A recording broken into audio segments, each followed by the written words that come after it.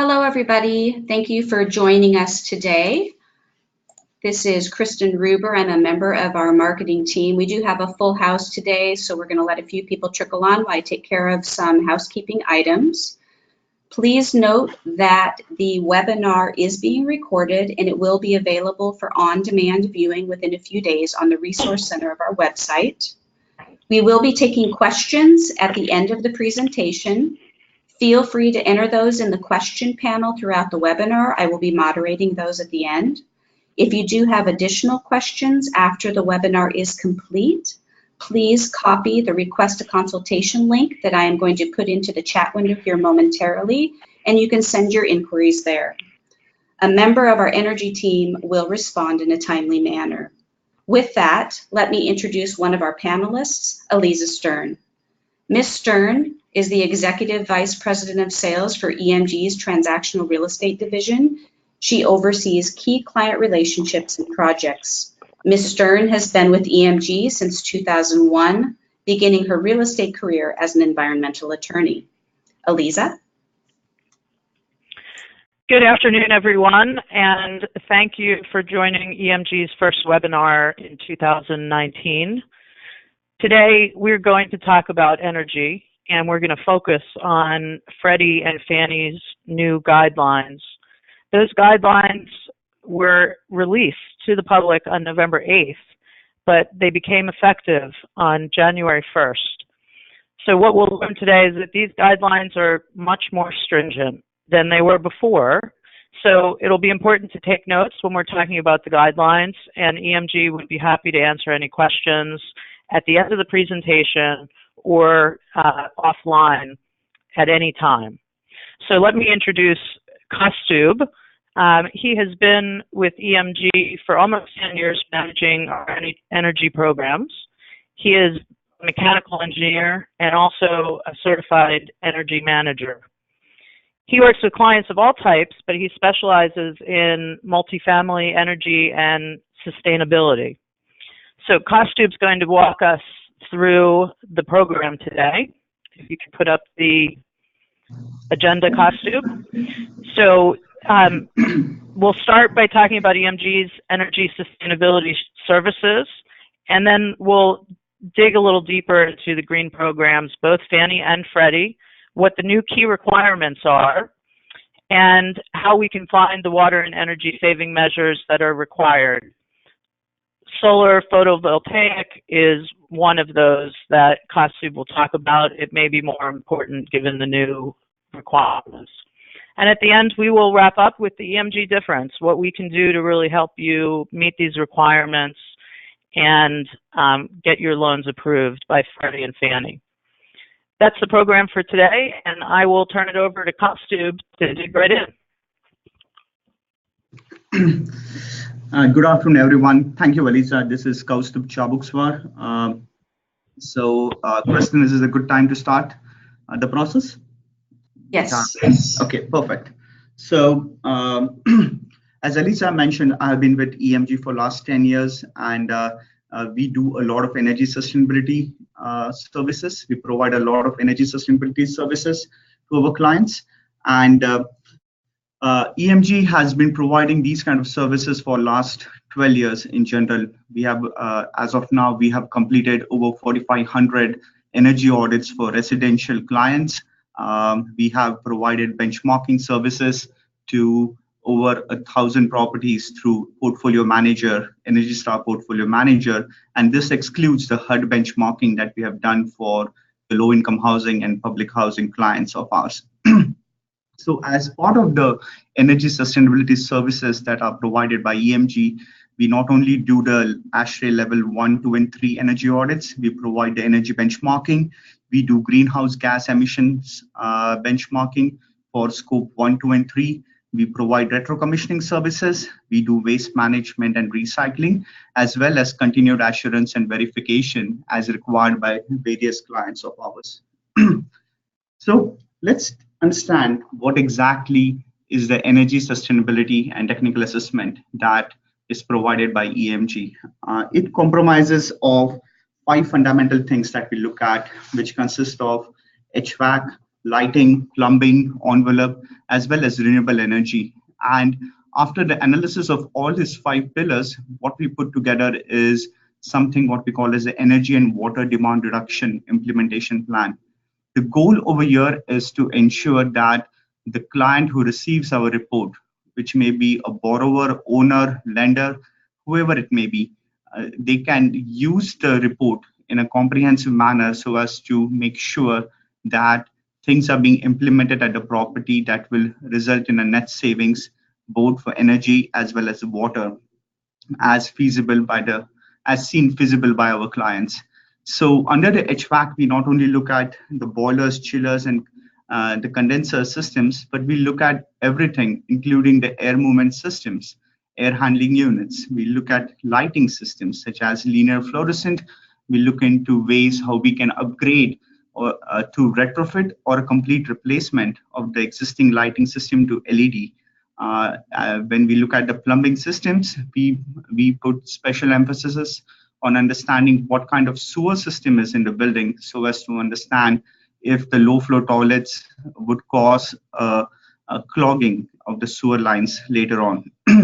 When we're looking at the envelopes, we not only look at the roofs and insulation and attic spaces, we also look at the fenestrations.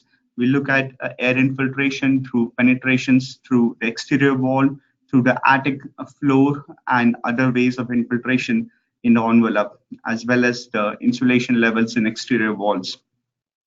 Of lately, renewable has been picking up a lot of interest, and we combine geothermal heat pump as well as solar under our renewable services that we provide our client. What we do over here is we provide a feasibility analysis to our clients to see if any of those options would be viable in the keeping in mind the constraints at the property. So as part of this webinar, we'll be actually looking at both Fannie and Freddie's green program requirements. And in the next section of the presentation, we will be looking into the key requirements for both these programs. So let's start with the Fannie Mae Green Rewards Program. As most of you guys who are on the conference call today are aware, both these programs require energy audits. Fannie requires an ASHRAE Level 2 energy audit. ASHRAE stands for American Society of Refrigeration and Air Conditioning. So they have defined what a Level 2 energy audit is, and Fannie requires us to comply with that. The minimum saving requirements is the part that has changed as of November 8, 2018. This, as per the new guidelines issued by FHFA, which stands for Federal Housing Finance Agency, the new requirements state that one should at least show 30% in energy and water savings, of which 15% must be in a form of energy savings. And the remaining 15% can be either the additional energy savings or maybe 15% of overall water savings. Now, one needs to keep in mind that the 15% energy savings is for the overall property. It's not just a common area savings or the owner paid savings, but it is a combination of both owner as well as tenant paid energy savings. Timeline for improvements is 1 year from closing. Escrow requirements for Fannie is 100% of the estimated cost of energy and water efficiency improvements. Underwriting approach as per Fannie is 75% of the projected owner paid utility savings and 25% of the tenant paid utility savings. This is where one needs to keep in mind the RUBS, flat fees, and other form of billing that is implemented by the owners, so as to understand who is ultimately responsible for the utilities and how much underwriting is feasible for the given loan. The minimum investment is not applicable over here. Fannie doesn't have any minimum investment requirements for its Green Rewards program. In order to comply with this Green Rewards, EMG will be completing the 4099H form, which is a requirement by Fannie.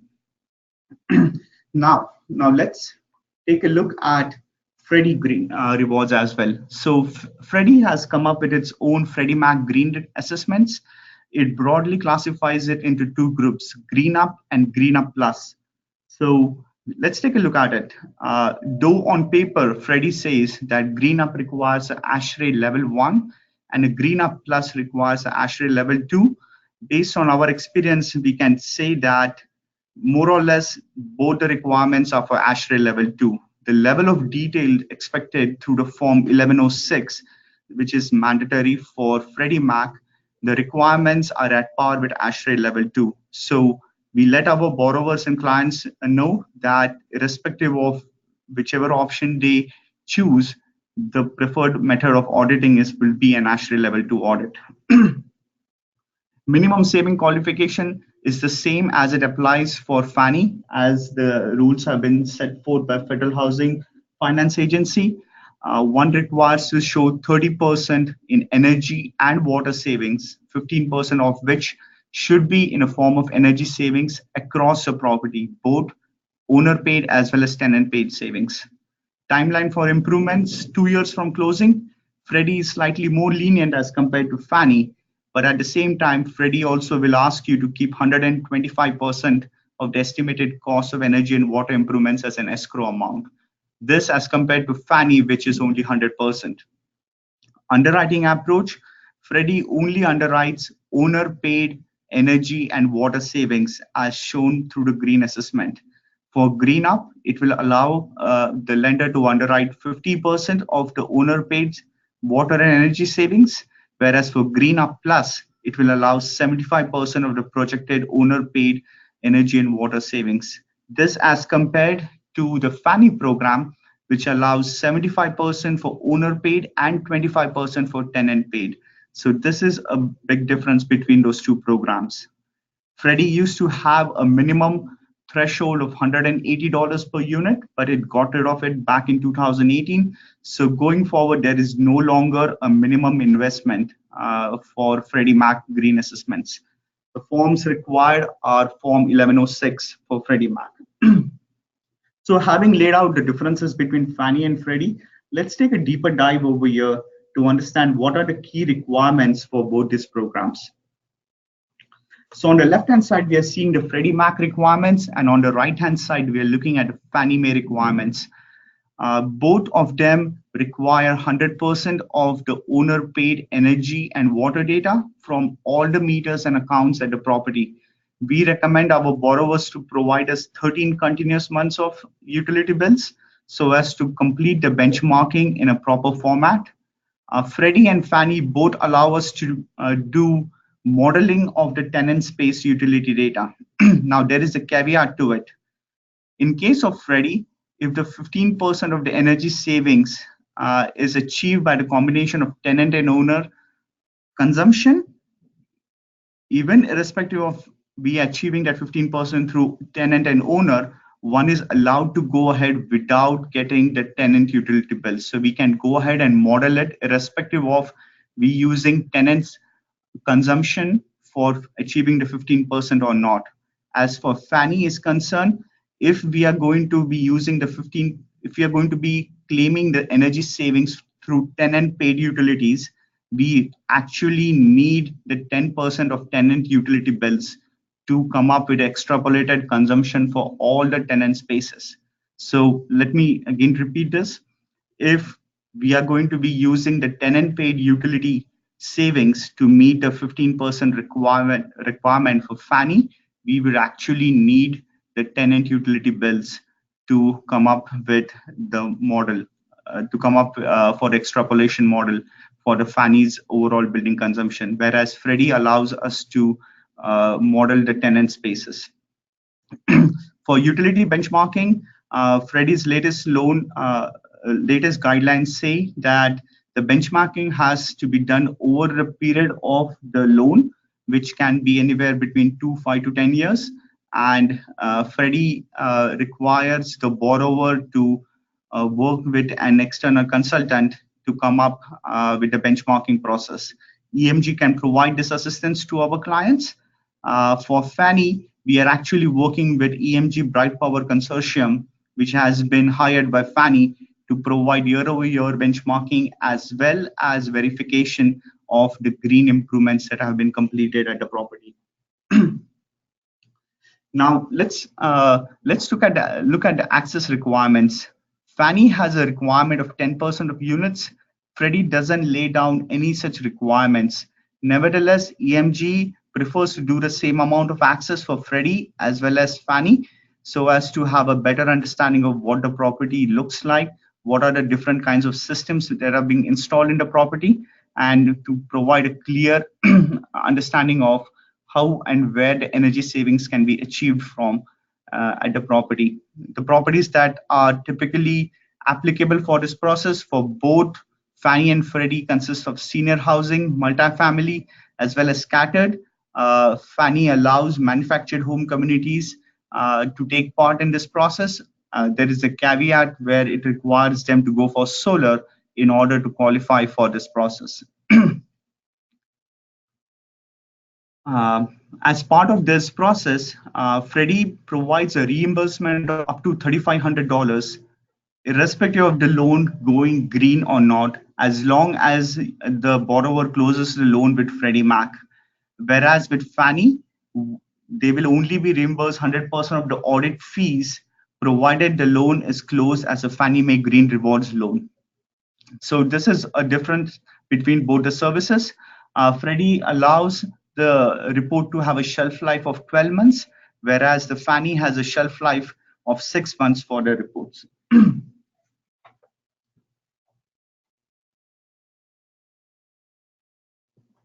So having said about key requirements of both Fannie and Freddie, let's take a look at what are the different avenues of achieving water as well as energy saving measures across the properties. Until now, the requirements for both Fannie and Freddie were such that one could walk away with 25% water savings for the properties and claim the low interest loans from both Fannie and Freddie. But based on the latest regulations, we have seen that the guidelines have changed, and the guidelines are more oriented towards passing on the savings to the tenants instead of keeping the savings only for the owners, which were more or less meant for when we were trying to achieve the water savings only. So as part of the water savings measure, we recommend installing the low flow shower head, low flow aerators, low flow kitchen aerators, which are more or less the standard things across most of the reports that we do. As I mentioned early on, we take a special emphasis and we provide special attention towards toilet retrofits and toilet replacements when it comes to the properties. We take into consideration the age of the property so as to understand if and how the sewer lines have been designed, and if installing a low flow toilet would cause any issues such as clogging and other kinds of problems. We also need to take into consideration if those are clay sewer lines or any other kinds of sewer lines which might have issues with tree roots penetrating them, and things of those nature which may not directly fall under the energy part of the audit, but are important to understand that the savings that one achieves through low flow toilets are really visualized by the borrower. We also look into retrofitting the toilets to dual flush toilets. This is a cheaper option as compared to replacing the toilets, which can be an expensive option based on the state where you are in and based on the labor rates. Installing low flow, installing front load washers is something that we have been recommending to a lot of our clients. This is applicable to both tenant as well as common area laundry. One should keep in mind that Fannie and Freddie only allow savings from the equipment that is owned by the property. So if the washers are leased, then one may not be able to claim the savings by going to front load washers for either tenant or common area systems. We look into upgrading dishwashers and also introducing smart irrigation. I would like to add something over here. The reason those two options are at the very bottom is in most scenarios, upgrading dishwashers may not always provide the savings that is promised by the calculations, as the use of dishwasher varies greatly based on the type of occupants in the properties.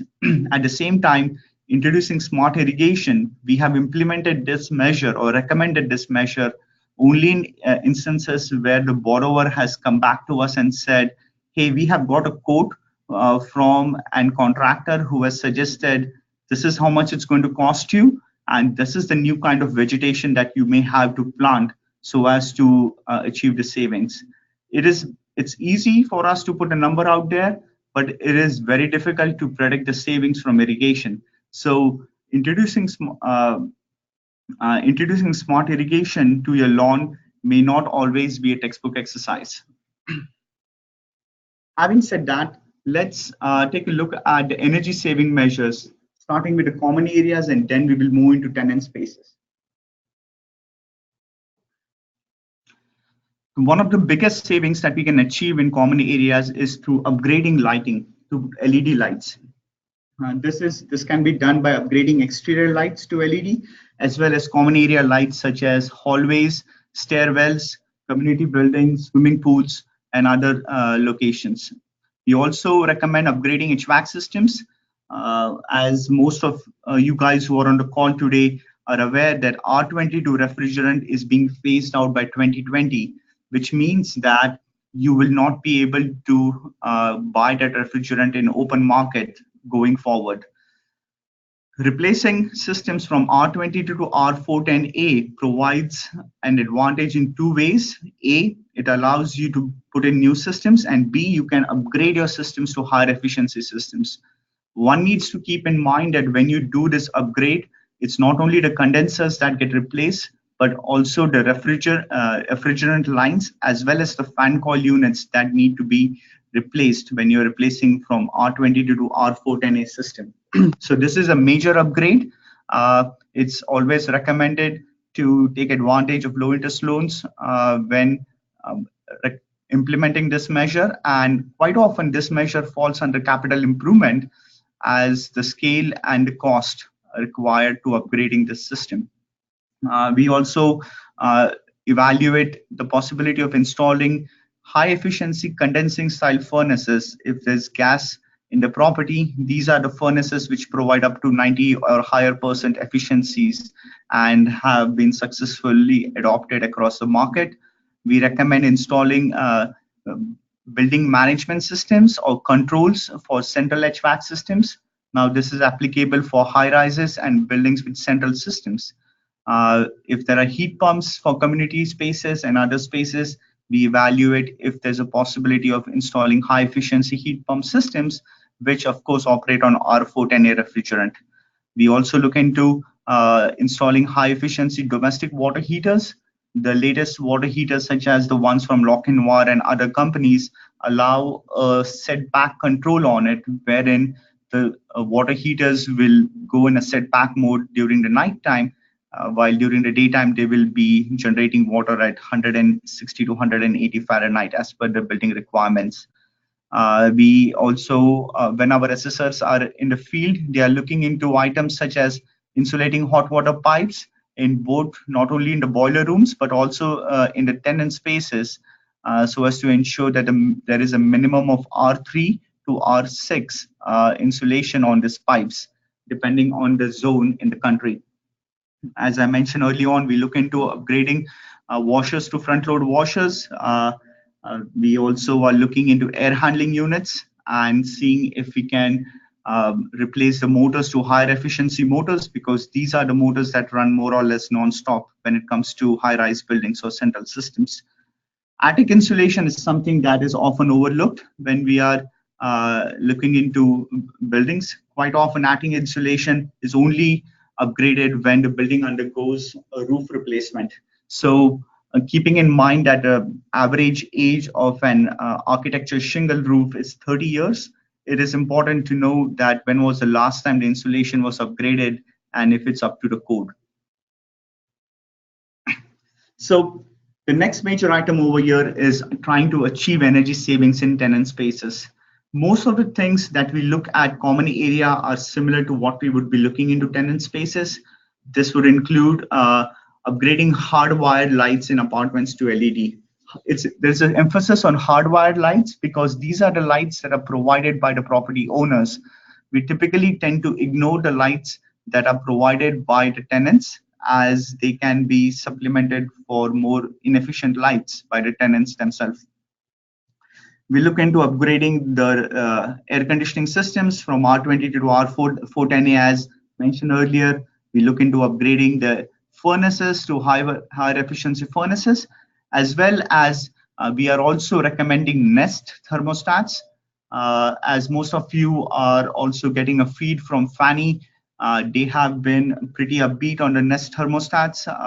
Apparently, the Nest thermostats can claim to be providing savings up to 15% for heating and 12% for cooling.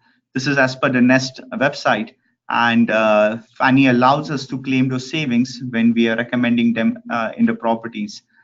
The challenge over here is trying to get a buy-in from the borrower if they want to install a smart system such as Nest thermostats, which of course are self-learning, but there is always an uphill challenge to get a buy-in from the borrower if they want to make such an investment. Typically, we recommend that if the borrower is going to go for an upgrade in HVAC systems, he or she may want to go for a Nest thermostats as an upgraded thermostat to go with the brand new systems that are being installed. We look into the apartment appliances such as refrigerators, dishwashers, and other aspects in the apartment. We look into if the units require air sealing. Typically, air sealing needs to be done every 10 years on the property. And so making sure that the preventive maintenance is being done on the properties is a key part towards achieving energy efficiency in the units. So that is one thing that we looked at. We ask our assessors to go and check the attic insulation and see if the attic insulation has been disturbed, which is a sign that the insulation has been moved around and there is probable penetration through the attic floor, which needs to be sealed immediately. Windows is another option, though it doesn't provide a quick payback, but it's often taken into consideration under capital upgrades for the property. At the very end, we of course look into installing low flow plumbing fixtures which utilize hot water, for example, shower heads and aerators. Reducing the water flow through the aerator or shower head is directly affecting your hot water consumption in the property and thus directly affecting your energy savings in the property. So the next part that we are going to talk about is the solar photovoltaic. This has been of new interest, as I mentioned early on. For beginners, one can go with a simple calculation of $3.5 per watt as an installation cost for solar PV. This is more or less average across the country. The prices may be slightly higher on the West Coast, but on an average, one ends up paying around $3.50 per watt for installation of solar PV.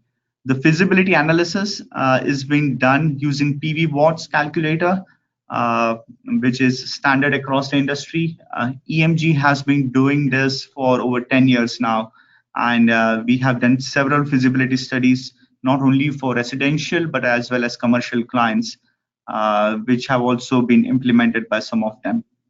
There are a lot of things that need to be considered when we are recommending solar photovoltaic. Some of those items is net metering even allowed in those areas, right? Some of the states don't support solar. Some of the states used to support solar. Some of the states are willing to support solar. So one needs to understand what are the regulations in local jurisdictions, right? For example, in Arizona, you will have to pay an extra fee for having solar PV on your roof. So one has to take that into consideration. One has to take into consideration if there are any renewable credits that can be purchased by selling electricity back to the grid. A couple of years ago, one could get up to $50 or $60 as SREX. These days, it's less than $5. So the value of SREX has collapsed significantly over the years, thus making some of these projects not as attractive as it used to be before. But there are, as I mentioned earlier, there are several things that one needs to keep in mind when making a decision if they want to go towards solar PV. When designing a solar PV, we normally design such that we don't want to sell the electricity back to the grid. Typically, when you're trying to sell the electricity back to the grid, you only get compensated for your generation cost and not the transmission cost. So otherwise, in certain areas, you are compensated based on the units sold back to the grid. So ideally, your installed capacity should be smaller than the average demand for the common area in the property. So this is very critical to make sure that you are not designing a system that is generating more electricity than what is being actually demanded by the property.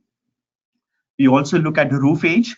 If a typical solar PV has a life of 20 years, so if a roof is more than 8 to 9 years old, we would not recommend going for a solar PV.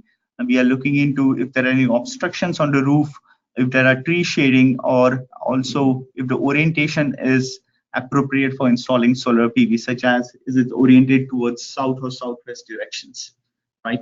So in short, there are a lot of things that one needs to keep in mind when they are going for a solar PV. We have observed a lot of our borrowers historically have shied away from going for solar PV because it calls in for a significant amount of investment.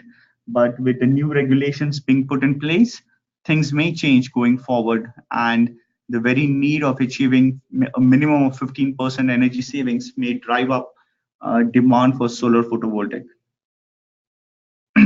So, what are the frequently asked questions that we for us? Some of them are like, is my property a good fit? You know, are rented washers eligible? Can green measures include maintenance items? So let's go through them one by one. And we normally get these questions more or less every time we engage with a new borrower. So what is our approach for it? For example, when we engage with a borrower, we have a very fine-tuned method of doing this process. We start with a kickoff call, and a kickoff call would typically have the borrower and the lender on the call, and that would we would answer any questions that the borrower may have for us at that very moment. That would give some amount of confidence to our borrowers to understand that, okay, are they really going to be investing in something that is worthwhile, or is it just a waste of time for us, right? I covered the second point beforehand. If we are allowed to claim savings from rented washers, the answer is no. We sometimes have to go back and let the borrowers know that they may want to buy the washers in place of leasing it if possible, so as to meet the savings requirement. In certain situations, they have accepted our recommendation. In certain situations, they have said no and have opted to opt out of the green requirements. Green measures can't include maintenance items. These have to include only capital improvements. So any small maintenance items can't be included as part of the green measures, right? So quite a few times the borrowers will come back to us and say that, hey, I contacted our plumber and he has given me a quote which is a couple $1,000s lower than what amount you have quoted. And our response to it is, provide us the quote, we will attach it as an appendix item to our report, and we will update our numbers. What EMG does is EMG uses RS means and Whitestones as a reference for coming up with prices for improvements. So when it comes to toilet replacements or shower head replacements or lighting retrofits, we use RS means provided costs as well as commercially sourced material cost for doing these improvements. If a borrower can come back to us and say he has got a lower quote, we will take that into consideration. If the borrower comes back and says he's going to be using in-house labor to reduce the escrow amount, what should be the guidance? Fannie has given a clear guidance over here saying that all the prices should include as if a third-party contractor is being retained to do the improvements. So irrespective of the borrower using in-house labor, we still have to put in pricing such that he is going to be hiring an electrician or a plumber or an exterior HVAC contractor to get the work done. And the final decision, of course, lies between the lender as well as the borrower. But as far as EMG is concerned, we have to follow those guidance to meet the requirements of Fannie and Freddie. So As we come to a conclusion of this seminar, let's understand what is the EMG difference over here, right?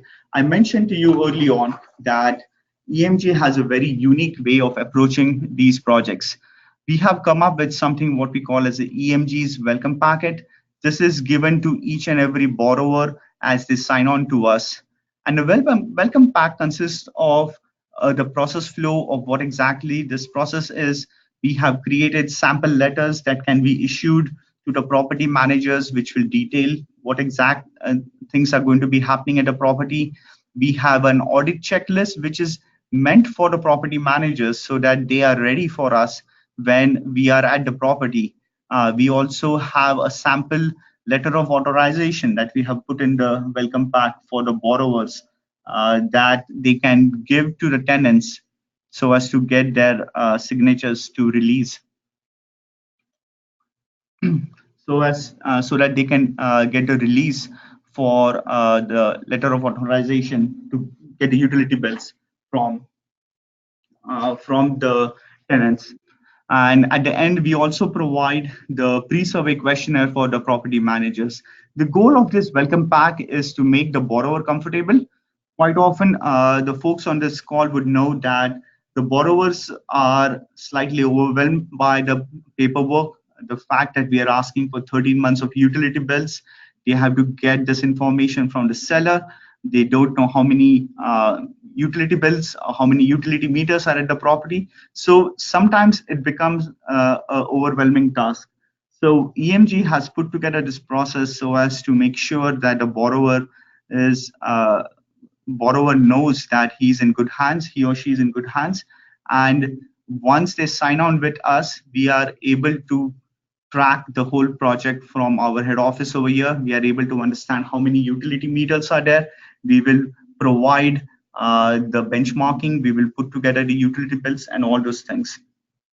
So as I mentioned, we start off with a kickoff call. The kickoff call is always recommended to be between the borrower, lender, and EMG. The goal over here is we make clear for our borrowers what exact kind of documentations we would require from them, right? We go over the existing amenities at the properties, like how many swimming pools there are, how many heated pools, what kind of irrigation system there is, if 100% of irrigation is done by city water or are there wells on the property, if the tenants pay for the utility bills or, for example, water, or is the owner paying for the water bills, right? We review the green financing audit process. As I mentioned early on, the whole process flow starts from the day the project gets engaged. Then we will have a dedicated team associated with this project who will be following up with the borrower, lender, as well as the seller if required, and let them know what parts of the utility bills are missing. And we will make sure we get those bills. We will start modeling the units if we have to model tenant consumptions. And once the reports are completed, we will send you guys a draft report. The reason for sending a draft report is to give the borrower an ability to understand if they would be able to implement those projects and if it's financially feasible for them. Once they agree to that, we will go ahead and complete the project and send you a final for it. Of course, we look at the site visit requirement, unit access. We make sure that the borrower is aware that we require 13 months of utility bills, water, sewer, electricity, natural gas, propane, whichever of the utilities are available at the site. We, of course, don't require a cable or telephone or any of those internet kind of bills. We only require things that consume energy, such as electricity, natural gas, and of course, water and sewer. One needs to keep in mind that in deregulated markets, we require both the supplier as well as the distributor costs so that we can account for both the costs over here. One of the things that we often run into is understanding of who is paying the utilities, as I mentioned earlier, RUBs or flat fees. Quite often, this is the information that trickles into us at the later stage of the audit, and which might cause a change in underwriting approach. right? So it is necessary that we have this particular aspect clarified with the lender during the time of the kickoff call. We also look at whatever past energy and water improvements that have been completed at the property. This is essential so as to make a judgment call on if the property would be able to meet the 30% savings requirement, right? Quite a few times, the properties have already implemented the low flow plumbing fixtures. They have started upgrading their refrigeration systems, refrigerators, and other things in the properties. So they may not be able to achieve the 30% requirement. In such instances, we are upfront with our clients and we let them know that going the green route may not be the best use of their time. And I think this is a better way of doing it rather than coming to a conclusion after almost a 3 to 4 week process. We do ask our borrowers to talk to their maintenance guys and review if there are any issues with the sewer lines, as we discussed before, right? So in conclusion of this, we still have 15 minutes over here, 15 to 20 minutes.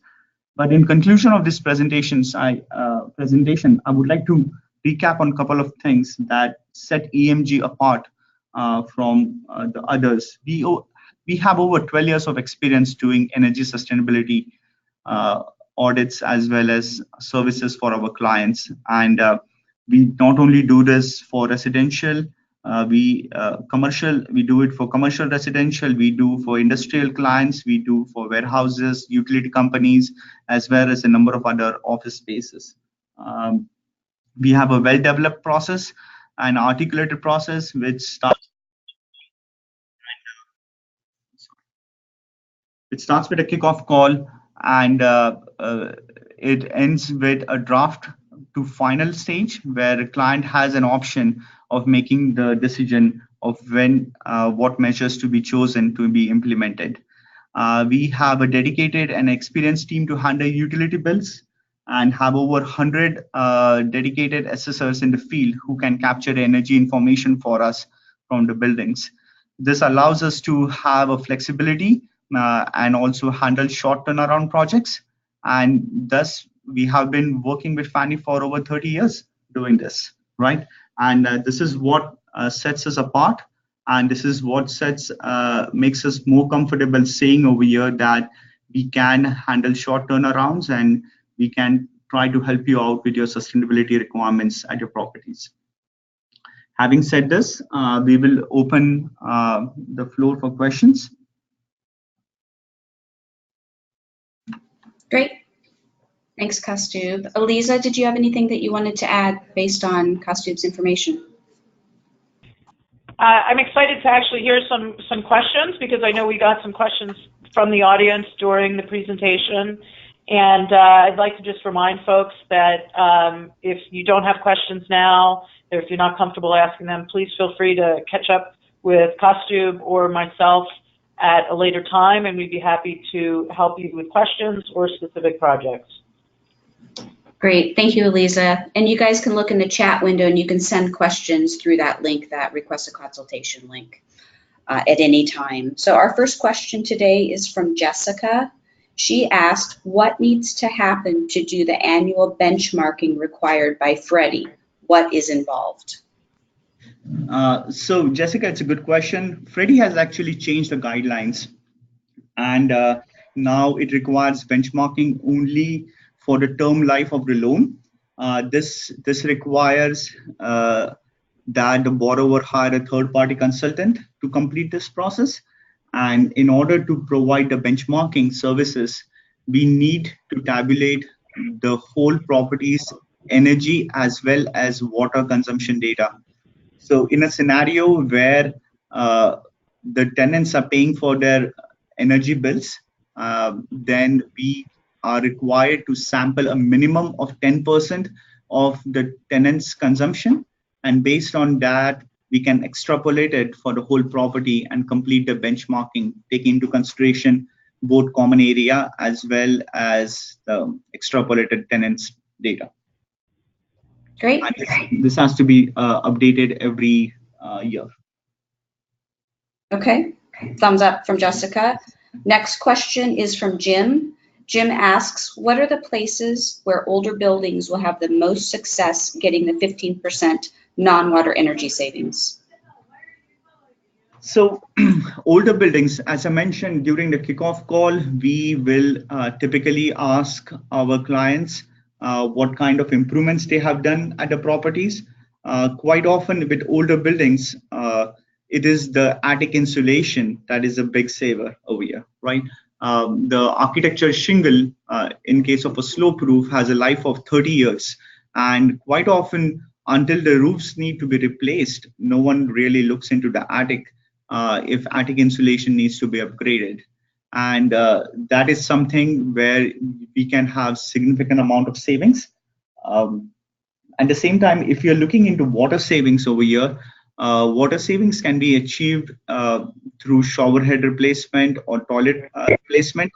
We are also looking into toilet retrofits over here, and particularly for older buildings, because switching over to an ultra low flow toilet may not work in some of the older buildings, right? And so one also needs to keep into mind what are the different demographics of people living in those properties.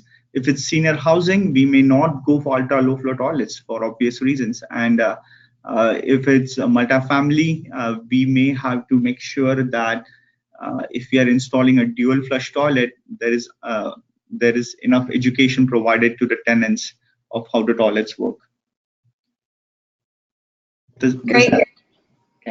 Yep, that answered Jim's question. Another question just popped in. They asking if the slides for today will be available to everyone, that this is a really fantastic presentation. The answer to that is yes. They will be available within about 48 hours, and you will all who have attended today receive a link to the presentation that you can view on demand. We do have another question from Valerie.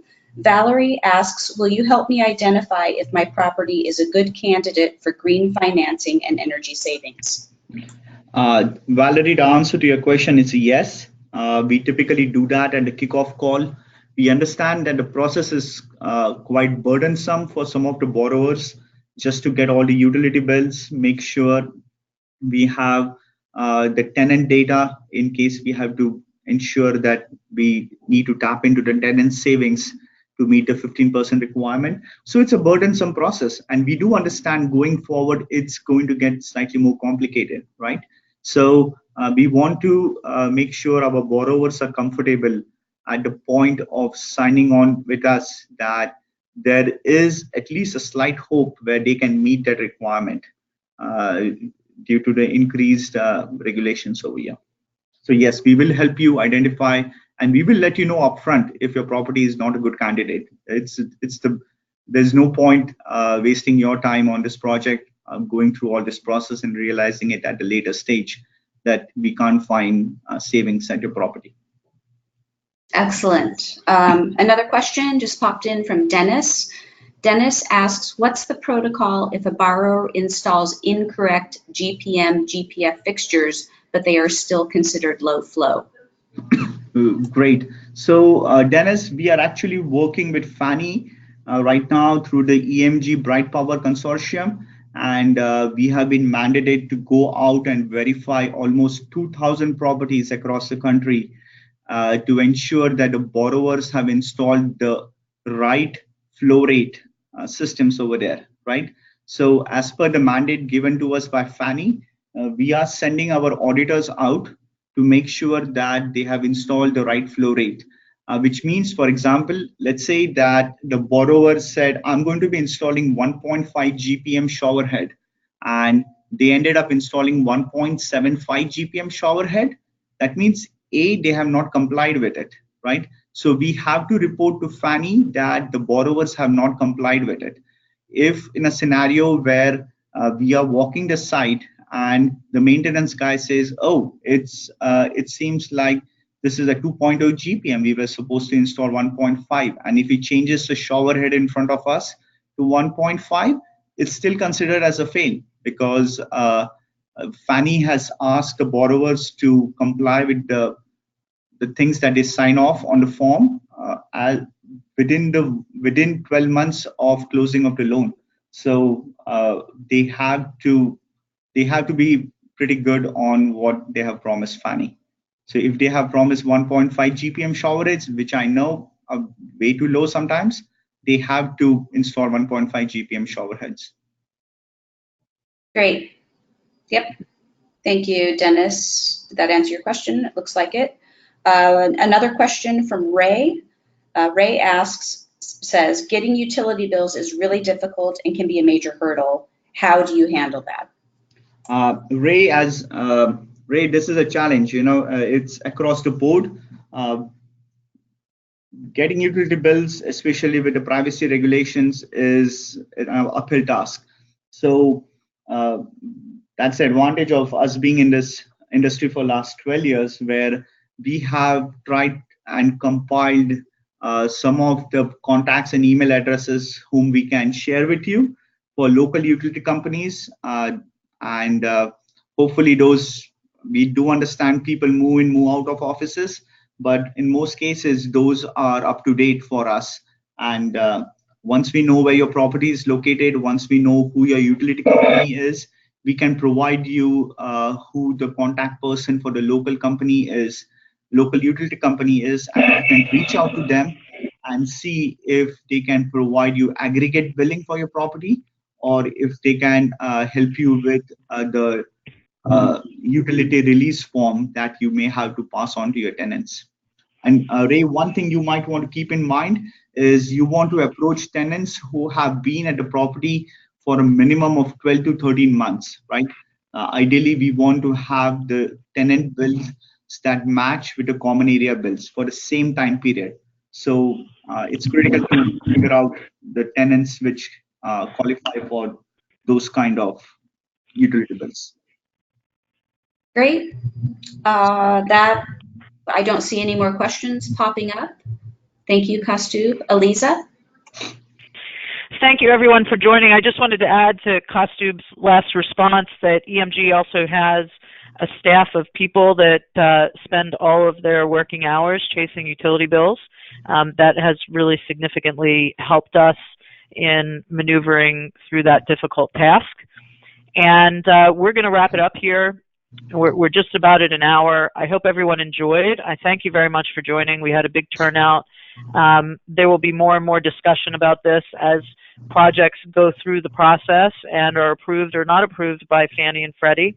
So we encourage you to reach out to us when you can, and hope you have a good rest of the day. Thank you. Thank you, Elisa.